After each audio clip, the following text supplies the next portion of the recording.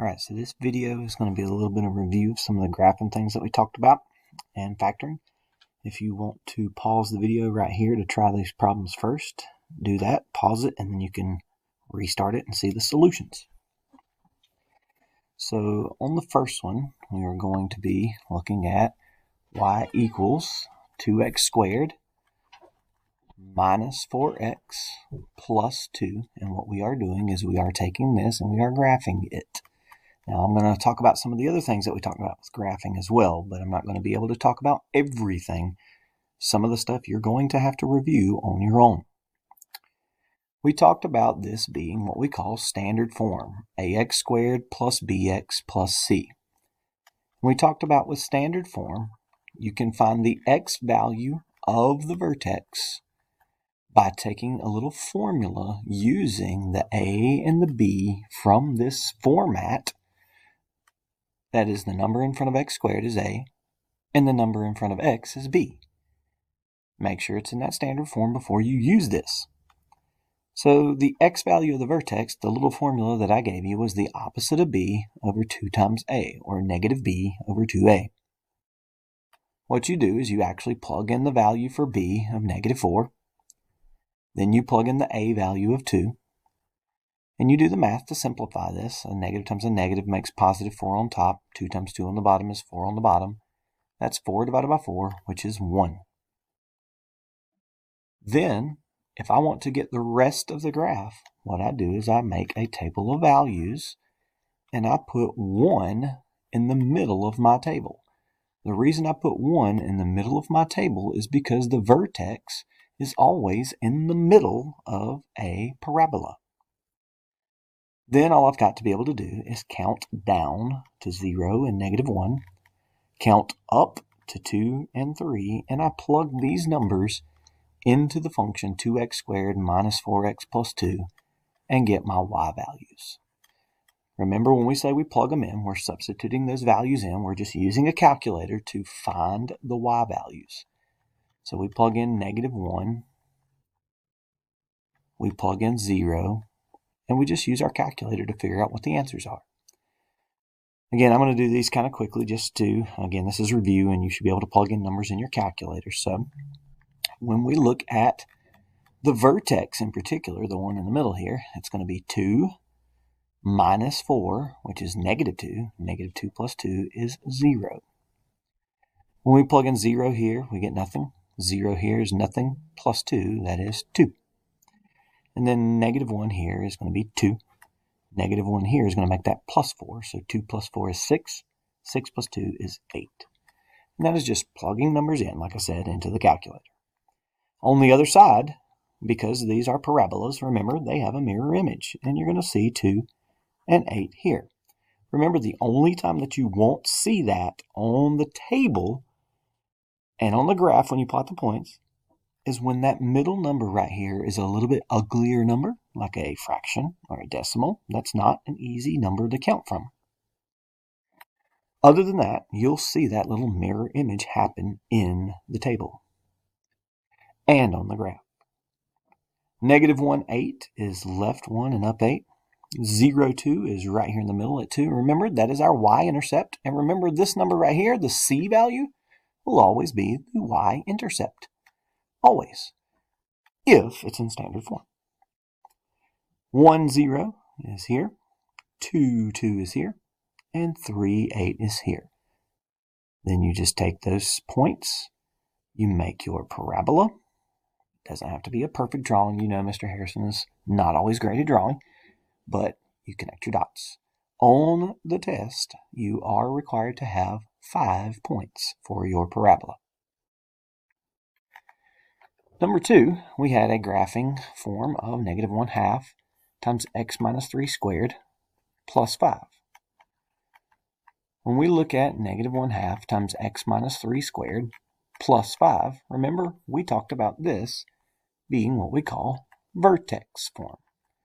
We haven't used vertex form in a little while, but remember, vertex form is based off of the things that we did in the very first chapter, where we were looking at these transformations that happen when you put numbers in these certain spots in a function. And so we talked about how each number in this transformation makes the graph do something. In particular, for vertex form, the reason it is called vertex form is because if you look at the opposite of this number and the same as this number, it is going to move my graph right 3 spaces and up 5, just like it normally would in some of the other functions we looked at. With a quadratic, what that does is if it goes right 3 and up 5, is that is going to move my vertex right 3 and up 5. Or in other words, my vertex is going to be at 3, 5. So the reason this is called vertex form is basically because your vertex is staring you in the face. Yes, you've got to know how to take the opposite of something. Yes, you need to remember that this is the same. But those two numbers are my vertex. When it comes to the graph of these, just like we did with standard form, if we take 3 and 5, my y value, and put it in the middle of my table, then all I have to do is count down to 2 and 1, count up to 4 and 5, and I can get my other points on my graph for this equation. Notice that there is a negative 1/2 in the front. So unlike the first one that we did, where we had 2 in the front and it stretched it out, made it kind of skinnier and taller, the negative 1/2, remember, is going to make it open down. And it's going to be a little fatter because it's 1/2. So that's what we should expect when we plug in these numbers for x. Again, just like the previous example, when we were dealing with standard form, we just plug in the numbers, do the math, in the calculator if needed, and we get the y value. What you're going to end up with on this one is you get 4 right here times a negative 1/2. That's negative 2 plus 5, which is 3. On this one, you get negative 1 squared, so that's 1 times negative 1/2. So that's negative 1/2 plus 5, which is 4.5, or 4.5. On this one, you'll have the same thing, and then 3 will repeat again on the other side. You still have your mirror image on both sides because these graphs make what we call a U-shape, a parabola that is symmetrical, just like what we did when we were dealing with absolute values earlier in the year, and just like we did when we were doing standard form, vertex form looks the same. Please notice that vertex form, this number 5 right here, is for the vertex. It's not the y-intercept like it is when we look at standard form. You need to know the difference between the forms. One of the things that we also talked about was you could talk about the domain and range. Remember, domain for a quadratic is always going to be all real numbers. Range is going to depend on where you have a vertex. If it's at the highest point, all the y values are less than or equal to 5 in this case. If it is a lowest point, all the y values would be greater than or equal to 0 in this case. So when you look at your graph, you can tell where your domain and range are, but you can also look at clues from the function and from the table as well when you're talking about your y values. The next one that we're going to take a look at is what we call intercept form, or the one that we've been working with over the past few days. This one is also called factor form. And factored form is when you have a standard form basically has been split apart into the things that multiply together to give you what you started with in standard form. You split it apart, like this one here, you could split it apart into intercept form. Now, there are some of them that will not split apart. We'll get to those as we go through later in the chapter. But when you take this and you want to graph this guy, remember we talked about how it is readily available and easy to find the X-Intercepts. And we even reinforced this on the last couple of classes when we're solving equations by factoring. So when you look at this particular one, remember, what is the y value on the x-axis? The y value is 0. And that is what we spent last class looking at when we were solving equations by setting them equal to 0 and getting it into factored form or intercept form. Because if we can get it into this form and it's equal to 0, then all I have to remember is this times this equals nothing. that means one of them has to be 0. So what we do is we set each one equal to 0 and solve these two little miniature equations versus having to solve a big ugly quadratic equation. And so that's what we did also. Even with the ones that were in standard form, we learned to put them into intercept form by a process called factoring. Again, that is why your book calls it the factored form. When it comes to graphing, what that means is that these 2 points, -4 and +2, are where this graph touches the x-axis. Because what's the y value on the x-axis? 0 again. A little bit of review again. When you want to graph the whole entire graph, you do need still to be able to find the vertex.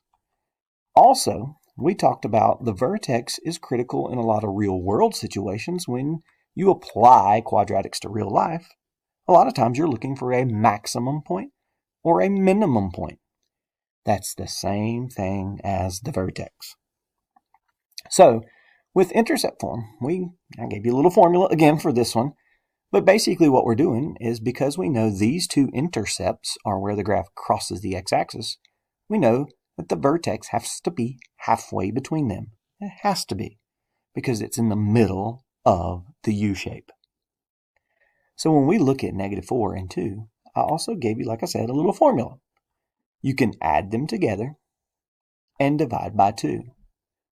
-4 plus 2 is -2. -2 divided by 2 is -1. Notice that that would be halfway between these points, would be -1. And so that's also called the line of symmetry. We talked about that earlier in the chapter. But our vertex is somewhere on that line. Just like we did earlier when we were dealing with standard form and vertex form. If I take -1 and put it in the middle of a table, I can find some numbers that are lower than -1. I can find some numbers that are higher than -1. And I can get the rest of my points on my graph, as well as, like we did right here, if I plug in -1, I will actually get my vertex. So if I need just the vertex, you still need to remember these concepts like standard form and intercept form and vertex form teach me. But I only need to find 1 point. If I need to find the entire graph, I need 5 points. Guys, the only reason I'm doing that is because I want you to be able to graph a proper parabola and make it look good on your paper. Okay. Also because every single point on the parabola is a solution to that equation.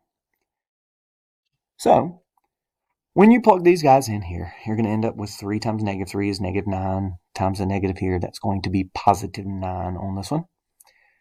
When you plug in -2, you're going to end up with a -4 here and a +2. That's -8 times a negative. That's +8.